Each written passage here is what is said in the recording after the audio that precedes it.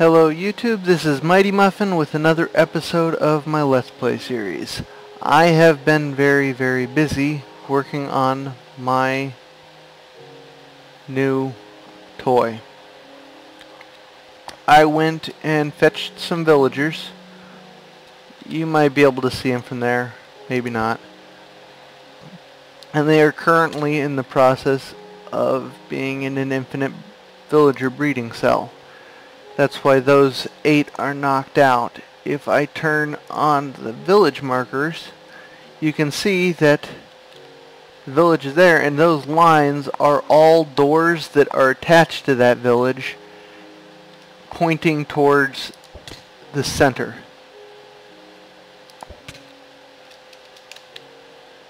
So the center is somewhere in the middle of that block there.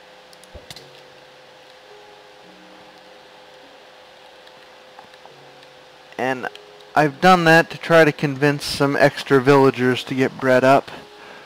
Hasn't done much for me at the moment, but I suppose patience is a virtue. Not one of my favorites, but you know. Once I finish this, I will knock out that block they're standing on, which will put them on top of that glass. And any additional baby villagers that are created, they shouldn't be created according to Tango Tech, but if they are, they'll fall through the gap and die.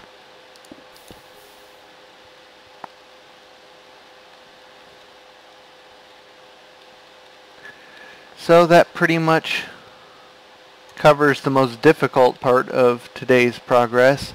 I've extended these platforms out to the required size. I've added my lava blades and my hoppers to grab the iron. I'm gonna come up with some kind of sorting system to get rid of roses, I suppose. Or maybe not. Red dye is always useful to have.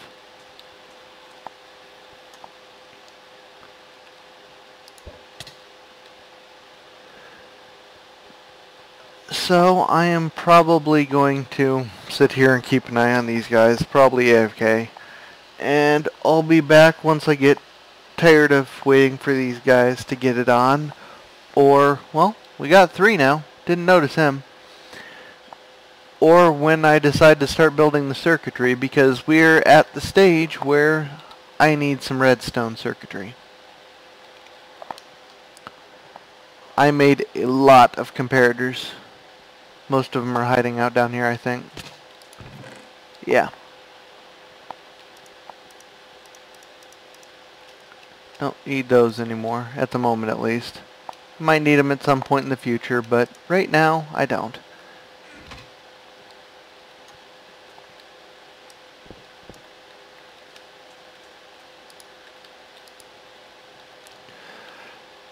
So, guess I'll be back once my villagers have multiplied a little. Okay, it took longer than it really should have. The damn villagers kept drowning themselves in walls. It is not easy to get these villagers where you want them in such a compact area. It was driving me crazy. I ended up sending them over that way a distance, and then once they bred, they got sent over there. And then I brought them back when I had enough and dropped them in there one at a time. Because when they spawn and when they grow, bad things can happen. But if they're dropped in there manually, it seems to work better. Big pain to deal with that though. But I now have my villagers all ready to go, and all those villagers will act as the inhabitants for every single one of these. So each villager will technically, I guess, belong to 32 different villages. Because the way the system works, I don't really know how to explain it. Just watch Tango Tech's video if you want to know. But I do believe I'm ready to, I might build the secondary. I think I'm going to build the secondary area now that's over there, and then I will be ready for some fun, redstone-wise. And there we have it. The secondary building is complete. Now in here, I've basically completely closed it off just so zombies won't spawn and break the doors. I think that'll work. I might have to move that out. I'm not quite sure how the housing works. If it doesn't work, I'll just move that wall out by one.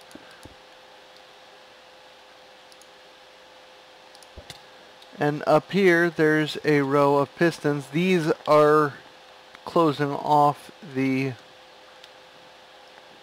opening that turn the door behind it into a valid option to connect to the village over there. Basically, the way the villages work, if I can explain it right, I can't really demonstrate it here, but I'll try to explain it. When that door on the end becomes valid, I actually think it starts from over there, but either way it works. So if this door becomes valid, meaning both of these two pistons are retracted, it becomes a village. If over here you take that village, or if over here you make this door valid, it becomes its own village. When this door is then added, it connects to the village that's valid, that is oldest. So it will connect to the village over there, creating one really long village that's one block away from this one. So if you then go over here and invalidate that first door, it shifts the village center to over here, so now you have two villages that are each one block apart. If you then go to this third door here, validate it, so now it's a village and you have two over there, then validate this one as a village, so now you have the one small village here and one long village here, and then you validate this one as a village, so now you have two long villages one block apart next to one short village. Then you go and invalidate all the doors over there and shift it back and forth in a zigzag pattern until you have all 32 villages aligned properly. Then you go ahead and disable those doors, and it shifts all the village centers over here in the center of the two spawning pads. So let's see how my friends over here are doing.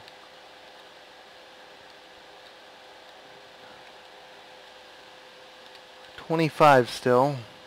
So no one's dying yet. So it looks like that was the issue. When the new villager is born, it would occasionally glitch into a solid block and drown.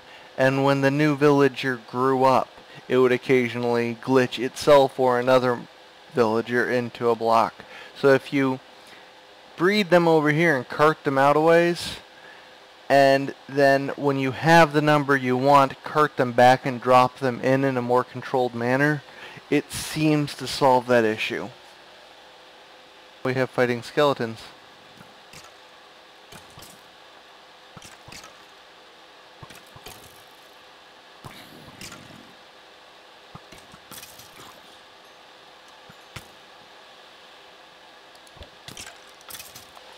Okay, so I'm manually activating these villages just to make sure it works, because, well, I already noticed a few flaws. Like this building was like 5 blocks too far in that direction, which is mildly unfortunate. I had to scoot the whole damn thing back. He was a pain in the ass too, my little villager there. Okay, this was a devil. I've completed phase 1. That is reminding me to replace that wire eventually. And I will give a brief rundown of what everything's doing. This is the village no longer exists detector. It's running from a pressure pad under here to that little one of those pressure plates. And when a golem goes across it, which is fairly frequently since there's so many villages, like, oops, wrong one. I'm not as big as golem. There we go. It runs this line high and flips this RS NOR latch. This resets the timer, basically.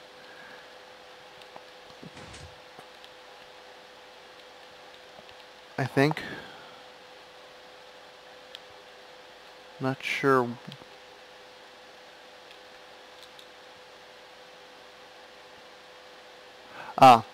And when this completes, it'll switch here, run this high, and flip the RS NOR latch again.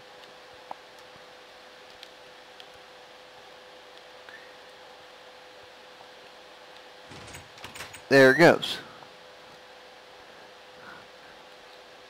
So if that occurs one more time, this AND gate will go active and send the line over there, meaning, hey, there's no villages, reset me. However, if another golem goes across,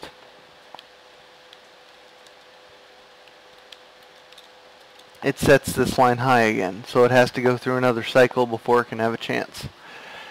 This is the village is currently rebuilding, please don't reset me line. It runs high if it's currently in reset mode.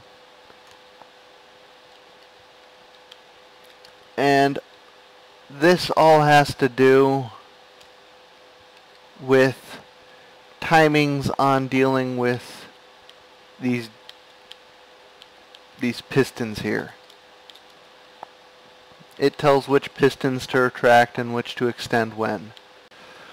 Okay, next stage is complete. That's why I needed all those repeaters. This is basically a reverse design of stage 1 over there. Couple minor differences, but that's basically all it is. Same basic concept.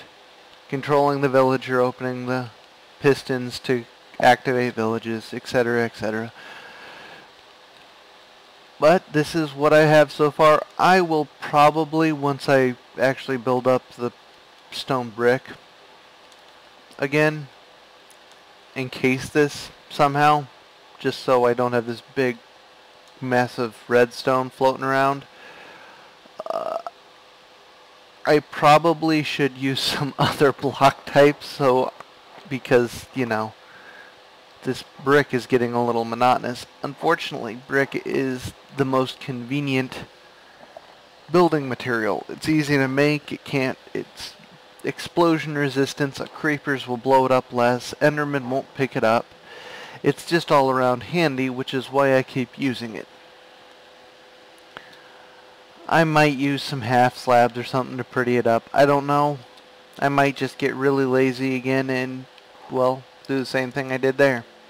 Make a gigantic stone brick structure.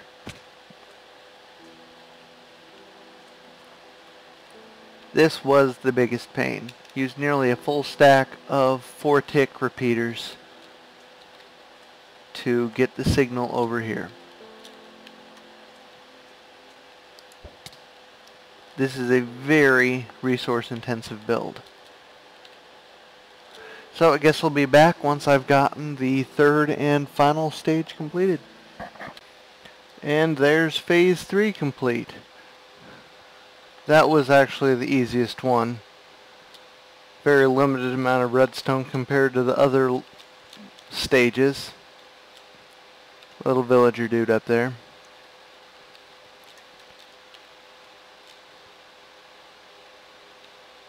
That's one place I haven't checked. Oh, sorry dude. Oh, see, a zombie could spawn there. Not anymore.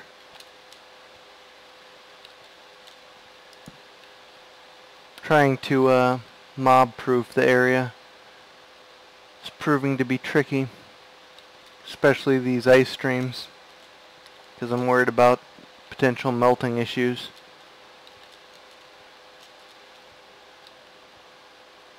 Basically this setup,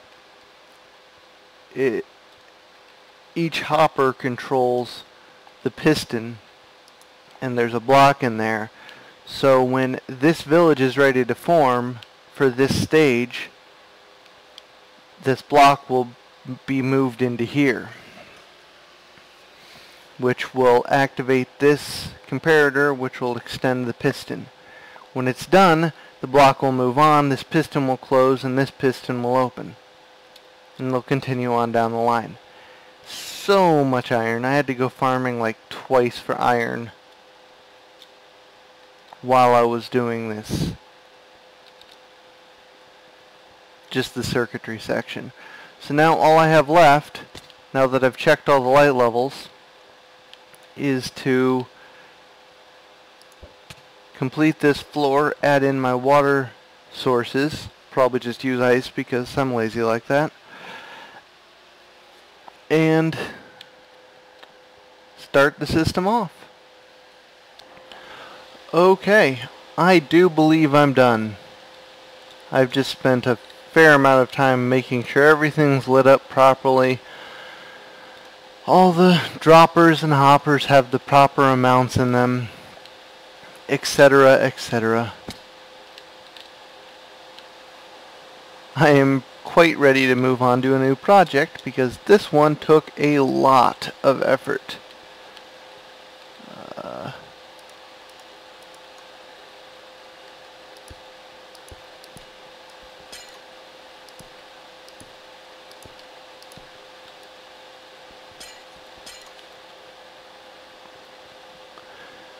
And that's the only thing I've noticed that was messed up so far.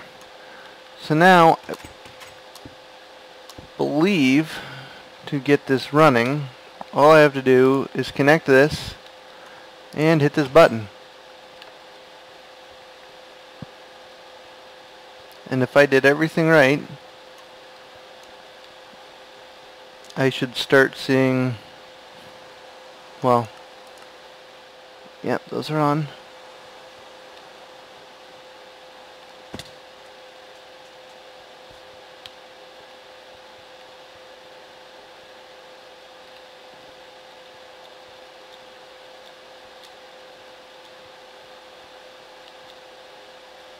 Oh, oops. That might affect things a little bit. Let's hit the reset button again.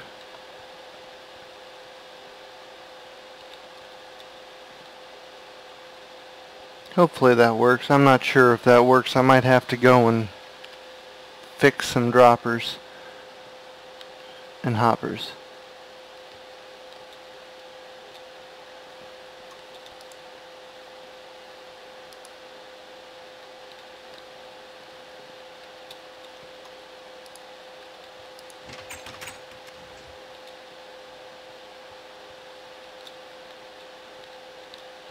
Just fired. Let's turn off golems.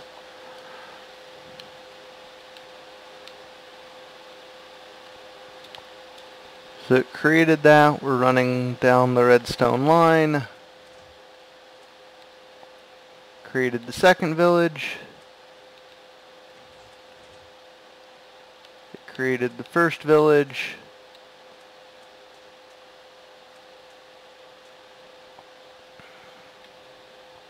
Now we're going back over here I'm not going to show this whole video, or I might time lapse it. I don't know. I just want to make sure the first couple links work, and then I'll go off camera or fast forward it. Haven't decided yet, and show you the end results. Should take something like a minute here. And there those go. So that triggered. We got our next village up and running. Okay, it seems to be working. I'll tune back in when stage 2 activates, I think. Or I'll fast forward.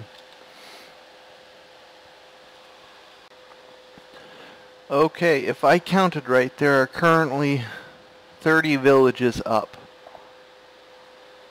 31. So it should have one more shift back and forth, and stage 2 should begin. So that's 1. The next shift should be the last one of stage 1.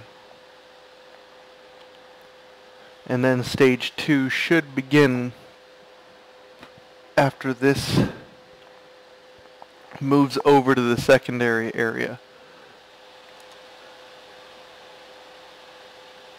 Oh, well, that sucks. Something got broken.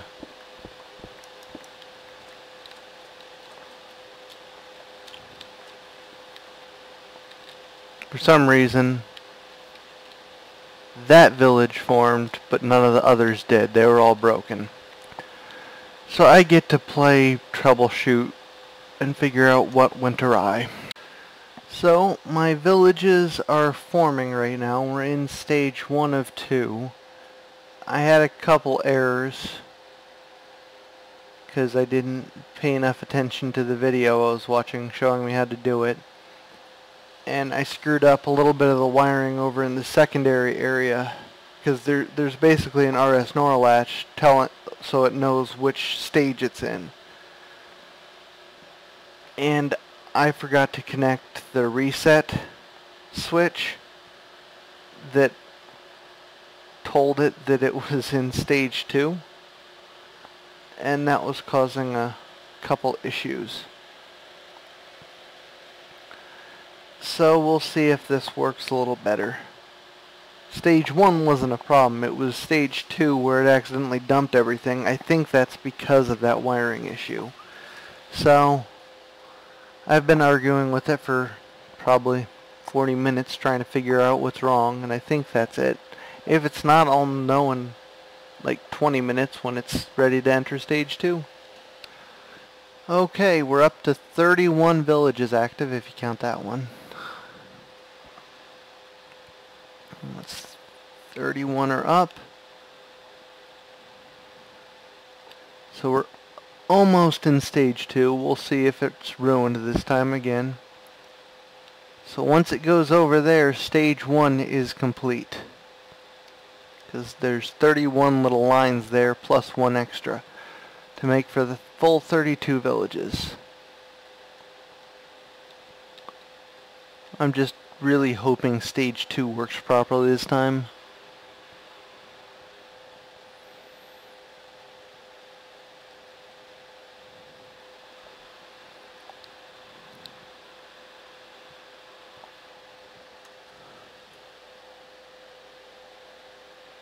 Okay, we have 32 villages over there.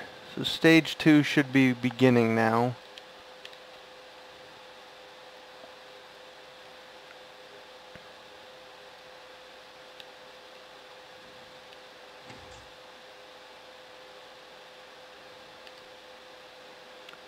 So we've merged the village over, and it's all connected up.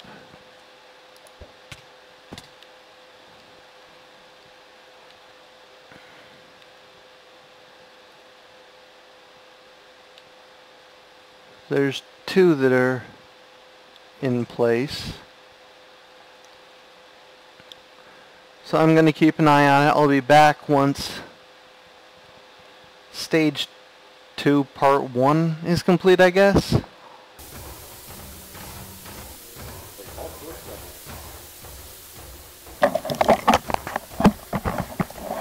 So we're seeing our first golems appear. We're nowhere near done with stage 2 yet.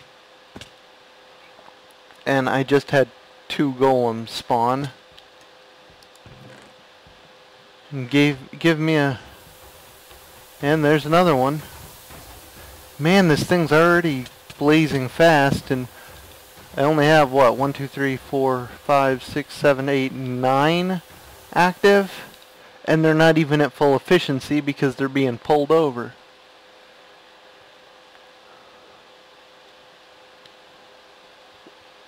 That makes me a very happy camper indeed. Guess I'll be back once this is closer to complete. And there they just shifted. Now I have 32 villages that are centered right there. And there goes another, let's call him willing test dummy in my fire experiments. His remains will be put to good use.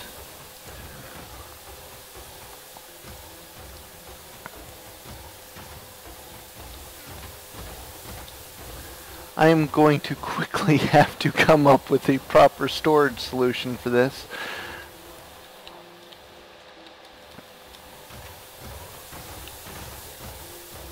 Because, I mean, this is just crazy. So I popped on over to my creative world, playing with massive storage.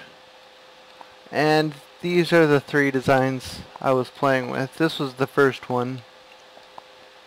I was just messing with compacting the storage as much as possible. It has the same hopper requirement as this one, but takes up 20 less volume. Now a lot of this volume is air, but that's wasted space. This one's way easier to construct, but it takes up 80 volume, and most of that is air.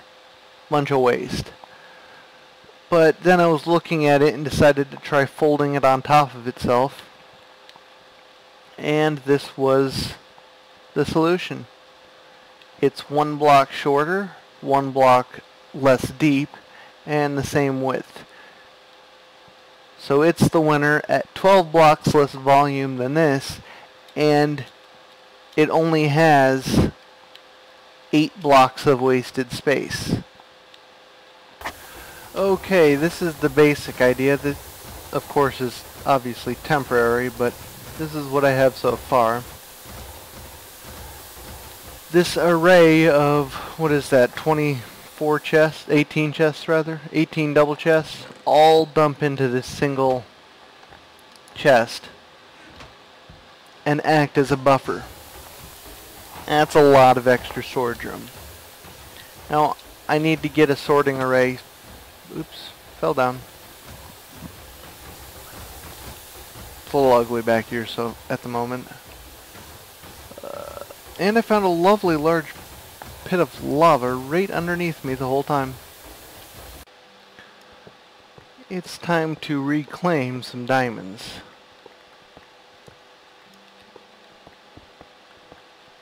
Since they were nothing more than temporary holders anyway.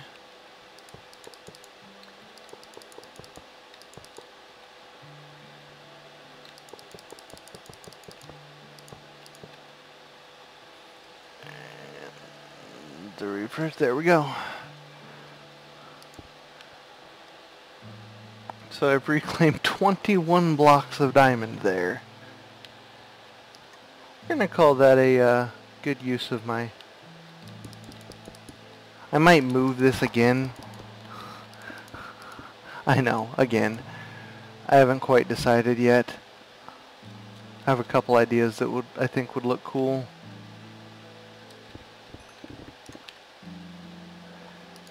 That's the only issue with this instant mine. It's hard to, I'm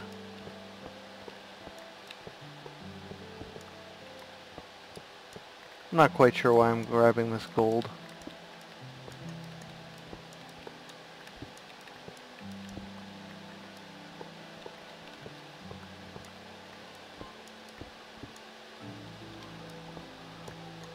there's iron.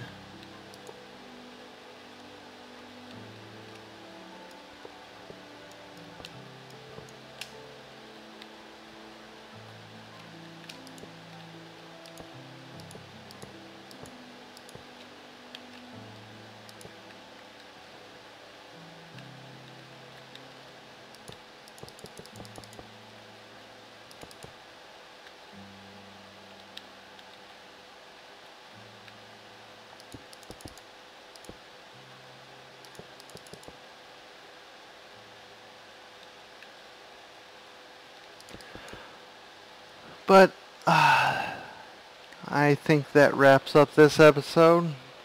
If it doesn't, you'll never see this clip. And I will see you again next time. As always, any comments on how I can improve my videos is always appreciated. Thank you.